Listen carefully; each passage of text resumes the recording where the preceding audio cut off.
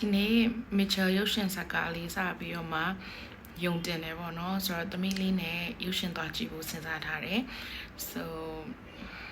သမီးလေးဒါ very first time movie theater experience ဖြစ်မှာပါတခါမှရုပ်ရှင်ခေါ်သွားမကြည့်ဘူးခေါ်သွားမကြည့်ဘူးလို့ပြောတဲ့နောက်မှာခေါ်သွားကြည့်ရမှာစိုးရိမ်တာတွေကြောက်တာတွေသူမနေမှာတွေပြီးတော့ရုပ်ရှင်ရုံရဲ့မှောင်တဲ့အရာတွေကိုသူကြောက်မှာတွေနောက်ပြီးတော့စူညံတန်းတွေကိုနားမထောင်နိုင်မှာတွေကိုစိုးရိမ်တဲ့အတွက်ကြောင့်တခါမှရုပ်ရှင်ရုံခေါ်သွားပြီးမပြဘူးပေါ့နော် so သူ့ကိုခေါ်သွားပြီးတော့ရုပ်ရှင်ကြည့်ပါမယ်ဘလို့ပုံစံနေဖြစ်လာမလဲဘလို့လာမလဲတော့မသိဘူး it's a little bit challenging ဖြစ်တယ်ဒါပေမဲ့သမီးလေးအကောင်းဆုံးလုပ်နိုင်မယ်ဆိုတာယုံကြည်တယ် let's go ဒါကတော့ရုပ်ရှင်သွားမကြည့်ခင်ရှေ့တင်ရမှာအိမ်မှာအမှောင်ချပြီးရုပ်ရှင်ရုံပုံစံလိုမျိုးသူ့ကိုလှုပ်ပေးပြီးတော့မှ Mitchell teaser လေးကိုကြိုပြထားတာပါလစင်အဲ့လိုမီးမောင်ဝါမှာနော်မီးမောင်ဝါမကြောက်နဲ့နော်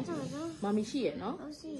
okay Okay. I'll be see there. လစင်မကြောက်ဘူး Let's go. မနှက်ပြန်ဘာလုပ်မှလဲ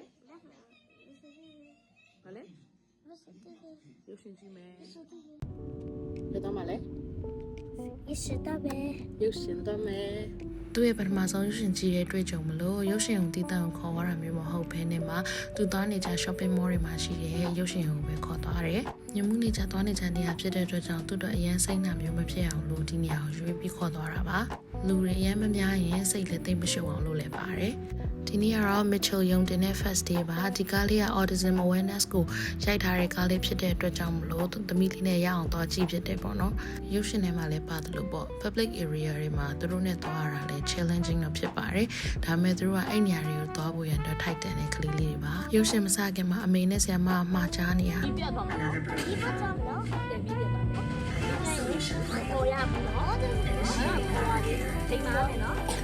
တိတ်မှာလားသူကြိုက်တဲ့မုတ်ကလေးတွေသူစားတတ်တဲ့မုတ်ကလေးတွေကိုကြိုပြီးတော့ပြင်ဆင်ဝယ်သွားလိုက်တယ်။သူကရုပ်ရှင်ကိုစားအဆုံးငြိမ်ငြိမ်လေးထိုင်ပြီးတော့ကြည့်ပေးပါတယ်။ရုပ်ရှင်ထဲမှာရန်ဖြစ်တဲ့အခန်းတွေစူတဲ့အခန်းတွေပါရင်တော့သူနည်းနည်းကြောက်တယ်။နားပိတ်ထားတာမျိုးတွေရှိရဆိုပေမဲ့လုံးဝမအော်ပါဘူး။ငြိမ်ငြိမ်လေးသူနားထောင်ပြီးတော့ကြည့်ပေးပါတယ်။ရုပ်ရှင်ရုံရဲ့ပိတ်ကားပေါ်ကိုဘယ်ကနေမီးထိုးတာလဲဆိုတာလည်းသူသိချင်လို့လိုက်ရှာပါသေးတယ်။မိချေရုပ်ရှင်ကားထဲမှာထိတ်ထိတ်အခန်းလေးလာလို့ရှိရင်ရှင်ထဲမှာတကယ်ကိုတထိတ်ထိတ်ဖြစ်ရပါတယ်။ဒါကတော့နောက်ဆုံးထိတ်ထိတ်နဲ့သူ့ရဲ့အဖွားနဲ့တချင်းဆိုတဲ့အခန်းလေးမှာသူကြည့်ပြီးတော့သူကိုယ်တိုင်မျက်ရည်ဝဲနေတာပါသူတော်မျက်ရည်ဝဲတယ်ဆိုတော့အမေနဲ့ဖေကမျက်ရည်ရွှဲလက်ပါ Mitchell ရေ congratulation ပါ